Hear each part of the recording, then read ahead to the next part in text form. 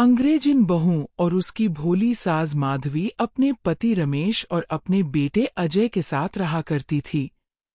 अजय का बचपन से एक ही सपना था कि वो अपनी आगे की पढ़ाई यूएसए में पूरी करें, और इसीलिए वो यूएसए पढ़ाई करने के लिए चला जाता है। 3 साल बाद जब वो अपनी पढ़ाई पूरी करके आता है तो अपने बेटे के आने की खुशी में माधवी उसकी पसंद के कई तरह के पकवान बनाती हैं। और जब घर की डोरबेल बजती है तो माधवी अपने पति रमेश को कहती है, लगता है मेरा अजय आ गया है, आप यहीं बैठना, मैं दरवाजा खोलती हूँ। माधवी जल्दी से जाकर दरवाजा खोलती हैं तो दरवाजे पर अजय के साथ एक लड़की को देखकर वो अजय से पूछती है, ये कौन है बेटा? माँ, ये ग्रेटी है। हम दोनों यूएसए में साथ ही पढ़ते थे और अब ग्रेटी इस घर की बहू है। क्या बहू? अरे बेटा, तूने शादी कर ली और बताया भी नहीं। कम से कम अपनी माँ को बता तो देता कि तू अपने साथ इस घर की बहू लेकर आ रहा है। मैं बहू के आने की कुछ तैयारी तो कर लेती।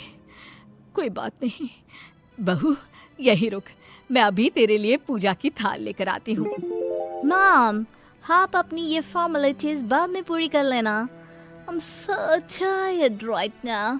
आजा डार्लिंग, अपना रूम कहाँ है? कोई बात नहीं बहू, तुम पहले आराम कर लो, तब तक मैं तुम्हारे लिए चाय बना कर लाती हूँ। ब्रिटी अपनी सास की किसी भी बात का कोई जवाब नहीं देती और अपने रूम में जाकर सो जाती है। कुछ देर बाद माधवी अपने बहू बेटी के लिए चाय नाश्ता लेकर उनके कमरे में जाती है, जहाँ ग्रहथी अपने सास से कहती है, अजय!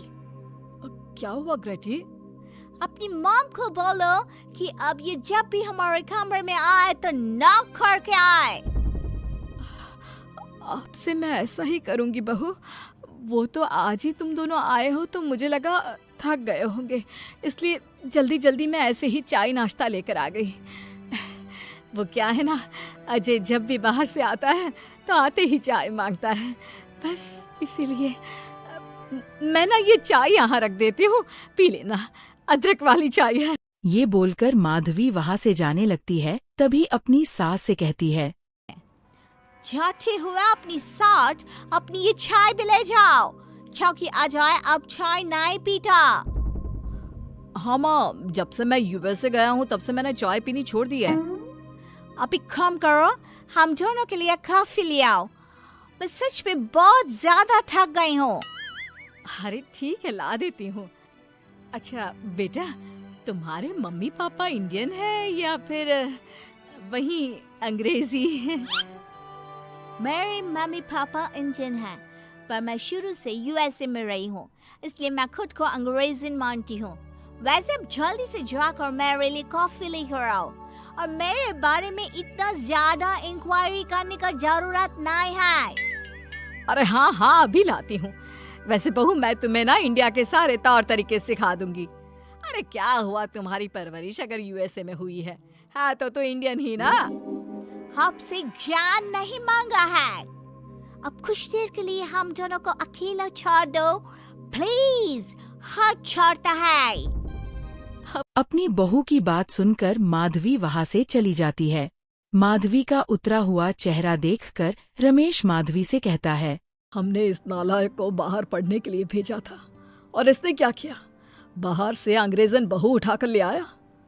माधवी, तुम बहुत भोली हो, पर मैं नहीं। ये लड़की हमारा घर तोड़ देगी, हमसे हमारे अजय को दूर कर देगी।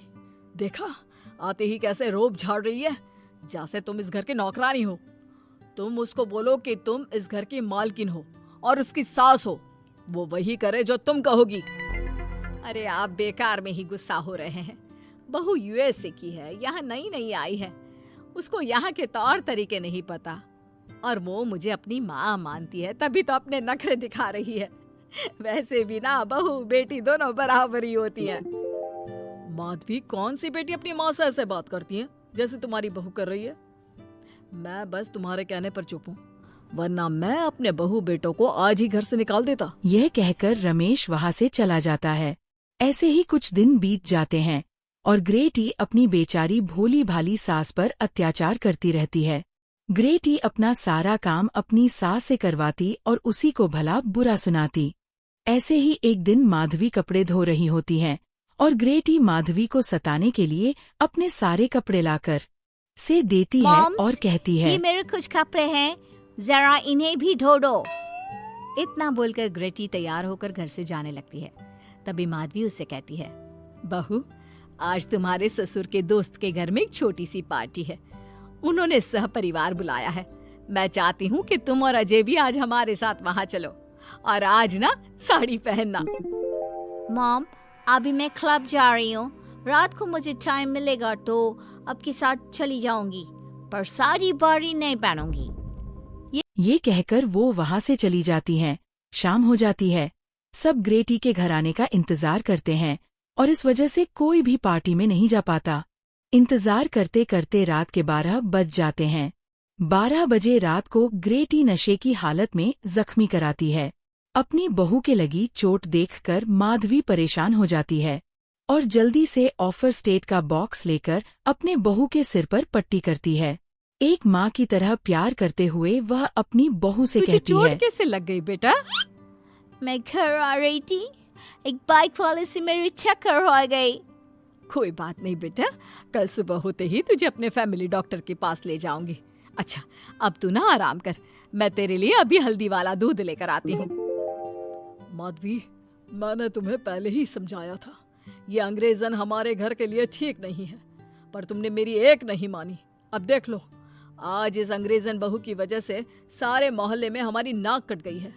आज सब हम पर हंसते हैं, और ये सब कुछ तुम्हारी वजह से हुआ है, तुम्हारी छूट की वजह से हुआ ये है। कहकर रमेश अपने रूम में चला जाता है, पर माधवी अपनी बहू की पट्टी करके उसे उसके कमरे में जाकर सुला देती है। अगले दिन माधवी ग्रेटी को लेकर अपने फैमिली डॉक्टर के पास जाती है, जहां ग्रेटी देखती है कि उस डॉक्टर की बहू ने साड़ी पहनी है और एक संस्कारी बहू की तरह घर में पूजा पाठ करके अपने सास ससुर के पैर छूकर उनका सुबह सुबह आशीर्वाद लेती हैं।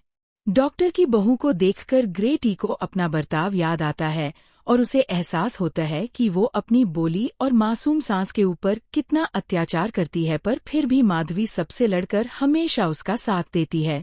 ये सब देखकर ग्रेटी को पश्चाताप होता है। मैं कुछ देर बाद वो दोनों दवाई लेकर घर आती है। जब माधवी गिट्टी को दवाई खिलाने के लिए उसके पास जाती है तो, मॉम, मुझे माफ कर दीजिए, मैंने कभी भी आपके प्यार को नहीं समझा, आप पर इतना अत्याचार किया, आपकी बेइज्जती की, आपसे घर का सारा काम करवाया। आपने मुझे कितनी छूट दी, पर फिर भी मैं आपके साथ इतना बुरा करती थी। और आज जब मैं नशे की हालत में चोट खाकर घर आई, तो भी आपने मुझसे कोई सवाल नहीं किया, उल्टा आपने मेरा साथ दिया, मेरी सेवा की। आज जब मैंने डॉक्टर की बहू को देखा घर का काम करते हुए, अपने सास ससुर की सेवा करते हुए, तब जाकर मुझे एहसास हुआ कि मैं कितनी रॉन्ग थी। एक इंडियन होकर भी एक बहू के कर्तव्य से दूर रही और आपके ऊपर अपनी अंग्रेजी का रौब झाड़ती रही। मुझे माफ कर दीजिए सासू माँ। बेटा, अक्सर बच्चों से गलतियां हो जाती है। ऐसे भी सुबह का भूला अगर शाम को घर आ जाए तो उसे भूला नहीं कहते बहू। और मुझे बहुत अच्छा लग रहा है ये देखकर कि मेरी अंग्रेजन बहू कितनी समझदार हो गई है। और उसके बाद से ग्रेटी एक संस्कारी बहू की तरह रहती हैं और अपनी सास को किसी भी शिकायत का मौका नहीं देती। अपने सास ससुर की बहुत अच्छे से दिल से सेवा करती है।